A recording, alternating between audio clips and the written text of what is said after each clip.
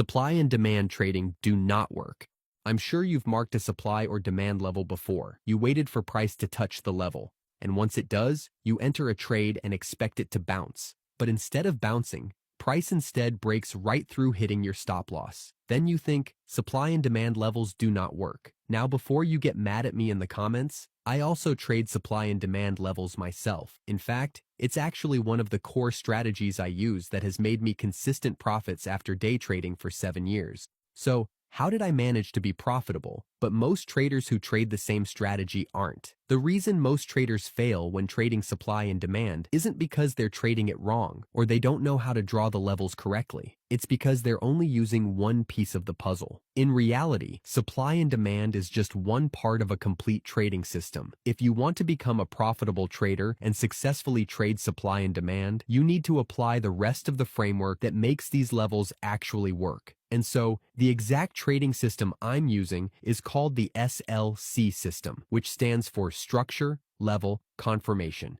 And if you only trade supply and demand levels, you're only using the L part of the trading system. But the good news is, it means you've already got one part sorted out. So all you need to do is apply the S and C part, and you will see significant improvements in your trading results. So now, I'm going to show you how to trade the SLC trading system.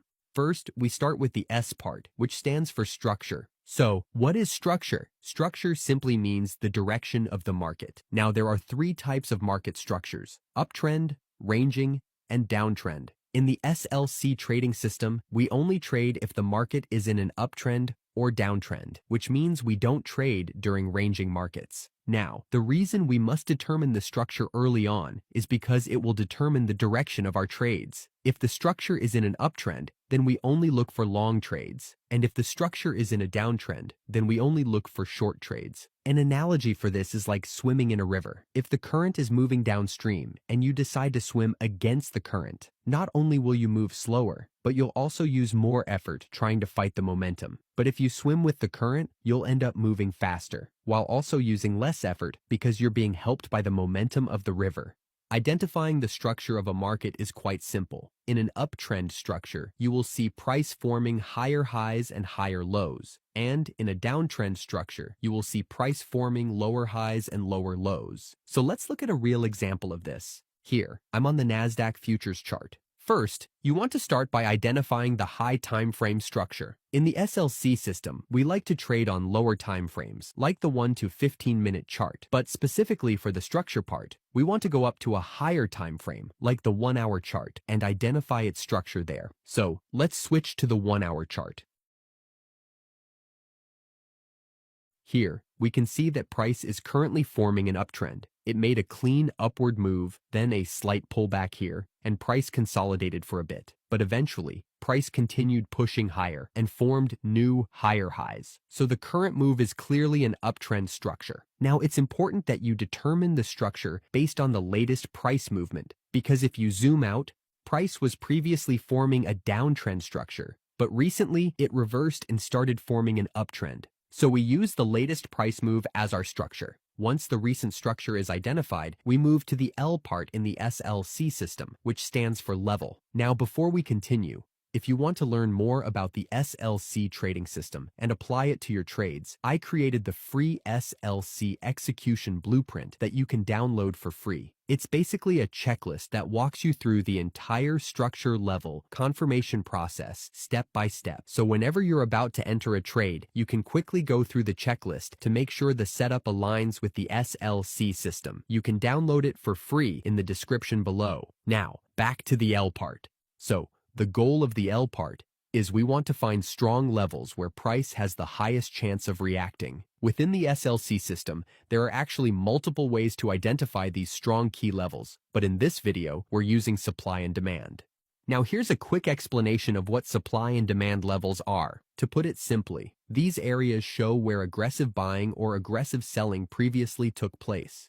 To find a demand level, you simply find a moment where price forms a sharp upward move. The area before the sharp move happened is what we call a demand level, and you can mark it with a rectangle. So because the level represents aggressive buying previously took place, it means next time, if price returns to that level again in the future, we can expect buyers to step in at that demand level, which is going to push the price up. It's the same thing for supply levels. To find one, you wait for a moment where price forms a sharp downward move, and the area before the sharp move happens is what we call a supply level, which you can mark with a rectangle. Because this area represents aggressive selling that previously took place, it means the next time price steps into that supply level, we can expect sellers to push the price back down again. So that's the logic behind supply and demand levels. Now let's go back to our chart and try to identify the supply and demand levels there. Here, we're still on the 1 hour time frame after we've identified the structure earlier, so now we go down to the 1 minute chart and find the levels there. And remember, the levels that we want to find here must align with the high time frame structure we identified. This is so that we don't clutter up our charts and draw random levels that we end up not using. So since the high time frame structure was an uptrend, we are only interested in finding demand levels. So let's find the recent demand levels in this chart. Here, we can see a sharp upward movement, which signals that there was strong buying pressure in that area. What we want to do is take the initial candle right before the upwards move happens, and that will become our demand level. Now, it's also important that we draw the level exactly before the sharp upwards move occurred. The reason I didn't draw levels in this zone or this zone is because the upward moves there are not significant enough. They're just small bumps, which means the buying strength wasn't that strong compared to this major move here. Once the level is identified, we move to the C part of the SLC system, which stands for confirmation. So this is the last part you have to do before entering a trade, but is also the most important. To put it simply, confirmation is when we find additional factors that confirm our potential trade. In other words, we're trying to stack as many factors as possible before entering the trade to make sure that the setup actually has a high probability of working out. Now again, there are many types of confirmations that we can use when trading the SLC system, and in the next episodes, I'll slowly reveal them to you one by one. But to keep things simple, the confirmation we're going to use for this video is using an indicator called the stochastic. To apply it on your charts, just go to the indicator section, type in stochastic, and click this one. Next, you want to go to the settings and adjust them to match these values, because I've found that these values tend to work the best. So here's the specific confirmation I'm looking for.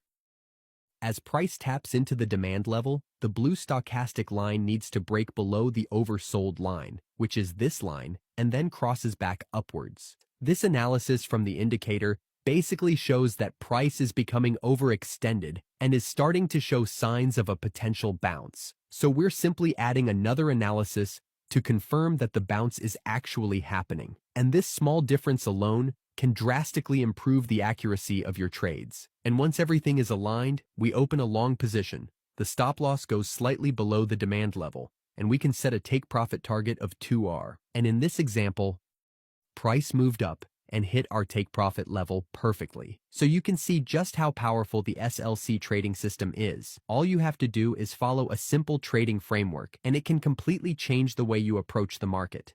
But here's the problem. You may understand these concepts when watching my videos, but when you actually sit down and begin trading them yourself, everything can become messy. You might forget some steps, rush into trades, or even deviate from the SLC system. In the end, you'll end up losing trades yet again and drain your account. So to solve this problem, I created something that can help you. It's called the SLC Execution Blueprint. Inside this blueprint, you'll find a checklist that walks you through the entire SLC trading system step by step. So before entering a trade, you can quickly run through this checklist to make sure you're following each step of the SLC system correctly, starting from the structure, level, and confirmation. This prevents you from taking bad setups and forces you to only take trades that follow the system. And once you start applying the SLC system, trading will stop feeling like random guessing and becomes a more repeatable process. So if you want to implement the SLC system in your own trades, click the link below and download the free SLC Execution Blueprint. Use it on your very next trade.